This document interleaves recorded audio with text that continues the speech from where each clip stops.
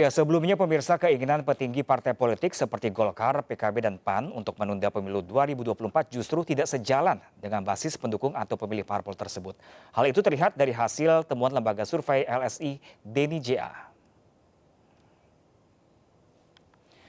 Ya, pemirsa, survei mencatat baik pemilih partai oposisi maupun pendukung koalisi mayoritas menolak wacana penundaan pemilu yang sekarang ini sedang digulirkan. Sebesar 71,6% pemilih Partai Golkar menolak wacana tersebut. Sementara pemilih PKB yang menolak wacana ini sebesar 66,2%. Dan pemilih PAN yang menolaknya sebesar 93,7%. Hal senada juga disuarakan oleh sejumlah partai politik koalisi lainnya seperti Gerindra, PDIP, Nasdem, dan juga Perindo.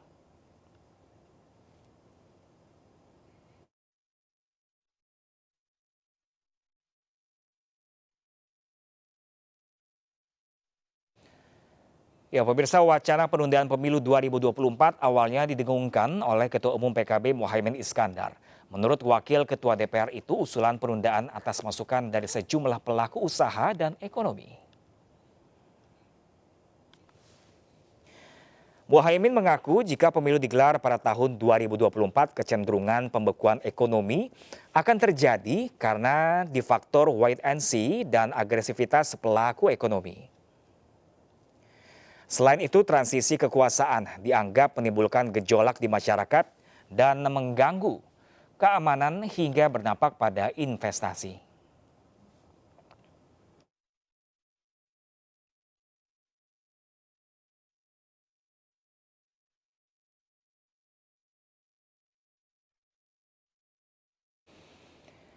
Ya, pemirsa, polemik penundaan pemilu terus bergulir. Presiden Jokowi pun menegaskan setiap kalangan harus taat dan patuh pada konstitusi.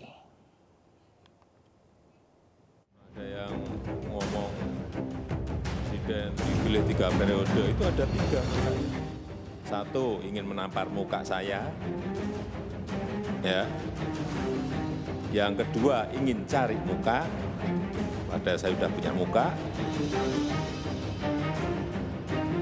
Yang ketiga, ingin menjerumuskan. Pernyataan tersebut meluncur dari Presiden pada Desember 2019 silam. Dengan tegas Presiden menyatakan tidak berminat menjabat selama 3 periode. Kini kegaduhan hadir lagi dengan wajah baru. Bukan lagi narasi 3 periode, namun kali ini dengan tajuk penundaan pemilu. Ketua Umum PKB yang juga Wakil Ketua DPR lah yang pertama melemparkan isu panas ini. Cak Imin berdalih alasan ekonomi menjadi pertimbangan usulan penundaan pemilu. Politikus PKB tersebut menampik jika usulan penundaan pemilu datang dari sosok Menteri Luhut Binsar Panjaitan. Usulkan untuk penundaan. Karena momentum ekonominya tidak boleh hilang gara-gara konflik, kompetisi, gara-gara stagnasi politik. Gitu.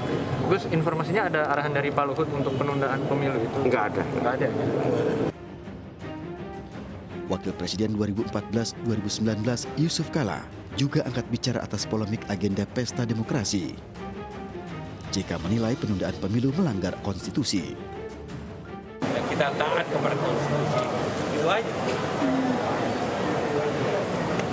Kalau memperpanjang berarti tidak sesuai konstitusi, kecuali kalau konstitusinya dirubah, tapi sebagian besar tidak setuju.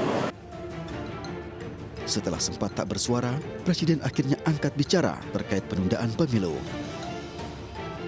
Dikutip dari laman Kompas ID, Presiden menyebut bahwa siapapun boleh mengusulkan wacana penundaan. Namun Presiden tetap menekankan bahwa semua pihak harus tunduk dan taat pada konstitusi.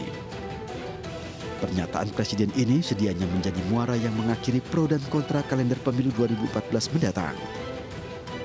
Patuh dan tunduk sedianya menjadi kunci dalam setiap permasalahan di negeri berlandaskan demokrasi.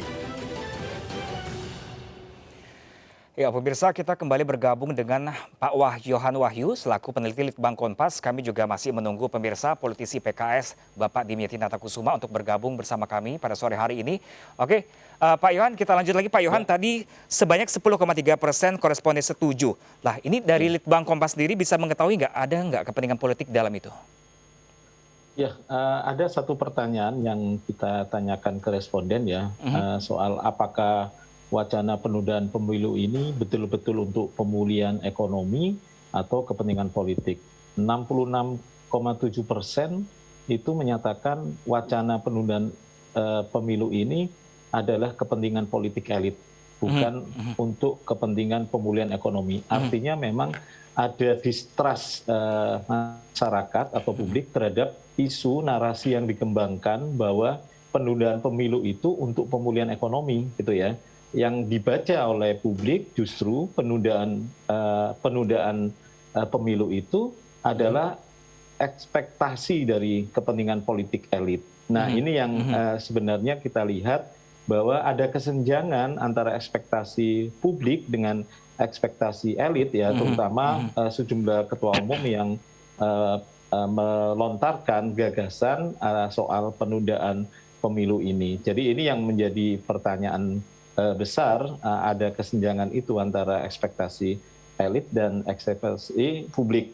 Kalau kita bedah sekali lagi tadi juga sempat disinggung ya di awal bahwa pemilih-pemilih responden pemilih dari masing-masing partai justru orientasinya menolak penundaan pemilu. Mereka lebih sepakat pemilu itu tetap digelar di 2024 gitu ya. Rata-rata hampir 50% lebih responden di tiap masing-masing pemilih partai itu cenderung menolak penundaan pemilu.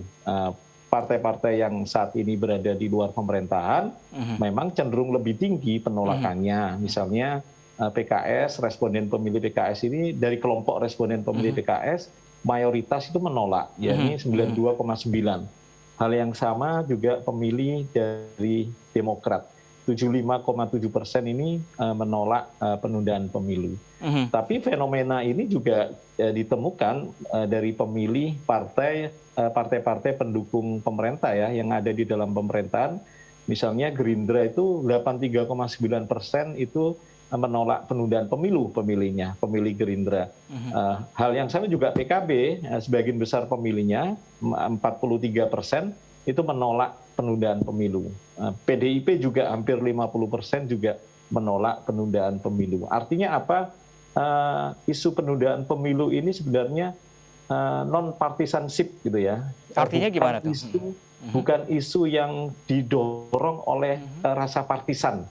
Bukan isu yang didorong oleh pilihan politiknya kemarin seperti apa. Hal ini berbeda ketika sebagian besar mungkin ya, tidak hanya Litbang Kompas, survei-survei lembaga lain, soal isu kepuasan terhadap pemerintah, itu cenderung masih ada partisanship. Jadi pemilih Jokowi itu cenderung lebih tinggi menilai kinerja pemerintah dibandingkan responden bukan pemilih Jokowi. Artinya memang ada isu evaluasi pemerintahan itu masih didompleng oleh partisanship gitu ya.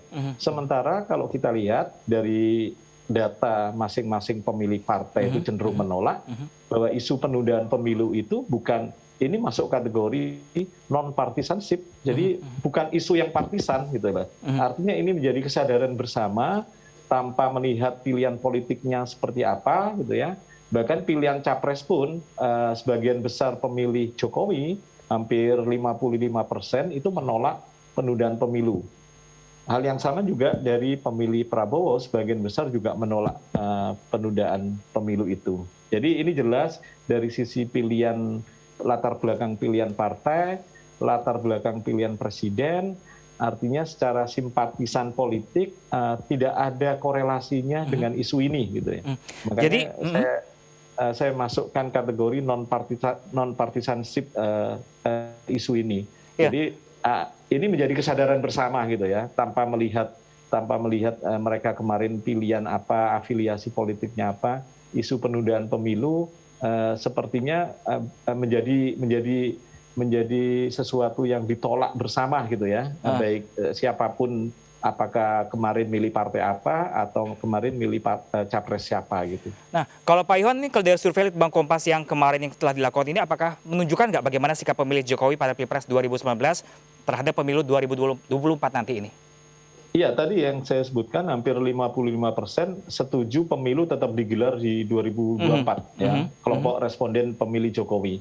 Jadi memang hal yang sama juga kelompok responden pemilih Prabowo itu 75% pingin pemilu tetap digelar di 2024. Artinya sama-sama pingin tidak ada penundaan pemilu.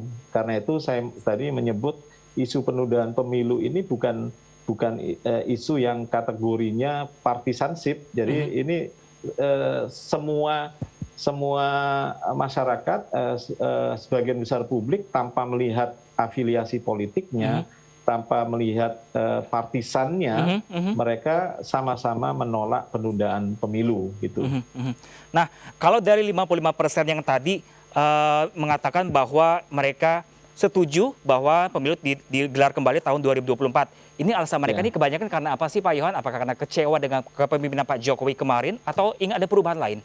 Oh tidak, jadi ini tidak terkait, tidak punya korelasi ya. Bahkan kemarin hasil survei kan di survei soal evaluasi kepuasan itu kan menunjukkan sekali bahwa tidak ada korelasinya masyarakat yang puas dengan kinerja pemerintah kemudian berharap pemerintah ini diteruskan atau diperpanjang masa jabatannya. Karena sebagian besar justru menginginkan ya pembatasan masa jabatan itu tetap harus dihormati sebagai bagian dari konstitusi.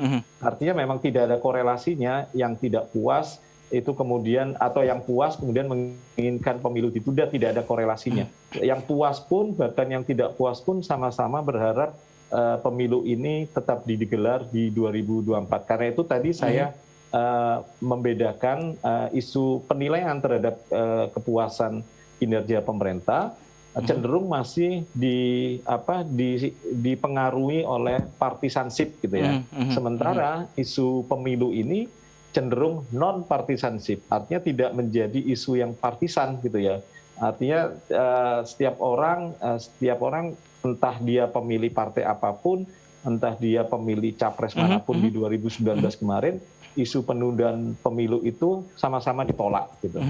Nah, jadi artinya Pak Yohan, tadi dari 62% kan begitu banyaknya orang yang setuju kalau pemilu tetap digelar 2024, sedangkan 10,3% koresponden setuju pemilu ditunda. Nah ini boleh disepil nggak Pak Yohan, kira-kira dari kalangan mana aja sih yang setuju kalau pemilu ditunda? Ya, sebenarnya merata ya, karena ini kan survei yang derajatnya proporsional, representasi dari populasi, jadi sebenarnya merata. Artinya tidak ada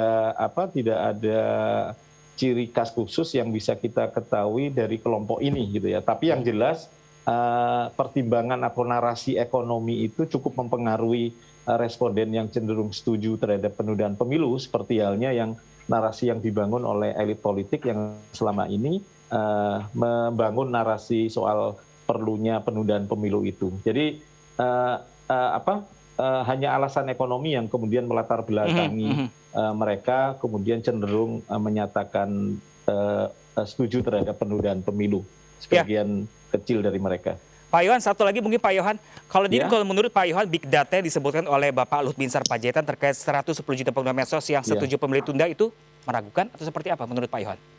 Saya tidak bisa mengatakan big data yang disebut Pak Luhut meragukan atau tidak, karena memang Pak Luhut sampai sore ini juga tidak membeberkan ya datanya seperti apa gitu ya, dari mana sumbernya gitu. Paling tidak sebenarnya ini positif bagi wacana publik diskursus ya, setiap elit politik kemudian berbagi data gitu ya, agar kemudian publik ini tercerahkan, tidak kemudian asal kebijakan itu berbasis hanya rasa, tapi juga berbasis dengan data. Tapi tentu data yang kemudian bisa kemudian diakses, data yang bisa kemudian didiskusikan, didialogkan gitu ya, tidak sekedar data yang hanya disebutkan tanpa ada basis real datanya seperti apa. Saya pikir ini juga menjadi publik sebenarnya menunggu-nunggu big data yang disampaikan Pak Luhut ini seperti apa gitu.